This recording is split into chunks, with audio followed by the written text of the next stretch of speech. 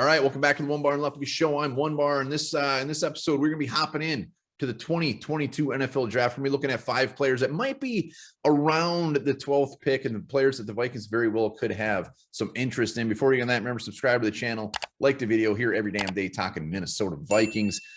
So we're taking a little bit of break from the coaches, the GM search. We're going to the draft because this is what gets us excited. We're going to be hot and heavy in the draft over the next coming months and just trying to get some players' names out there, get us up to speed, get you up to speed as far as some players that the Vikings could possibly be looking at. Like I said, we have no GM, we have no coach, we have no idea what the Vikings draft strategy will be. So I think everything is on the table, everything.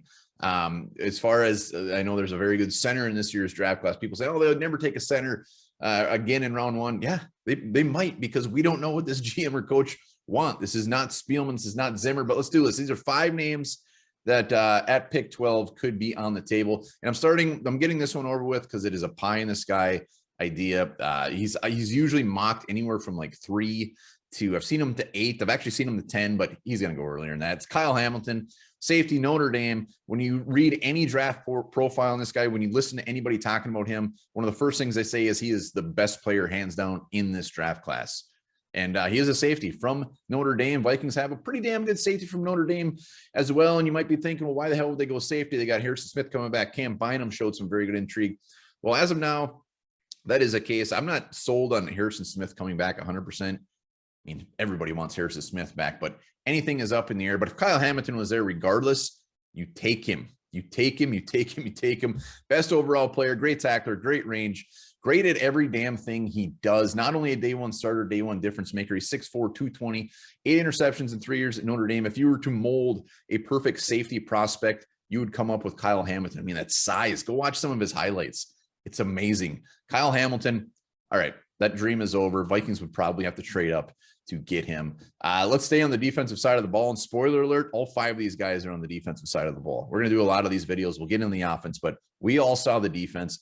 Let's go to linebacker. Vikings got Nick Vigil, Anthony Barr. Guessing they won't be back, but Eric Kendrick's still in the middle. We need somebody to put on the side of him. Devin Lloyd, linebacker, Utah, 5th-year junior, very athletic. He's quick. He's a 3-down linebacker, very smart, high IQ, emotional leader on the field. That is very key. Emotional leader on the field. If anybody is watching the Vikings this year on the defensive side of the ball, it was mildly painful at times. Nobody was out there firing them up. No one was up there getting in people's face, telling them to do their job. I want somebody that is not afraid to do that. We need that. And we also need a linebacker. So Devin Lloyd, he's got a pretty big range too. You see him anywhere from pick where the Vikings have seen him mock the Vikings a few times all the way to the late 20s. So linebackers always seem to be very dicey as far as where they're projected and where they actually go. But he is a playmaker. 8 sacks this year, 4 interceptions, 2 touchdowns. Playmaker and emotional. 2 words that I love to see. Next up, Jordan Davis, the big man, big defensive tackle from Georgia. Anybody watch Georgia this year, they definitely know Jordan Davis, 6'4", 340 pounds.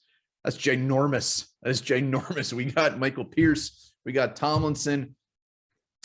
Haven't really pulled their weight as far as what they're getting paid. So it'll be very interesting to see what they do at defensive tackle there. We got Armand Watts. We got James Lynch. I think those are some very good depth pieces, but I want an impact player. And Jordan Davis, this guy would scare the living shit out of opposing offensive linemen.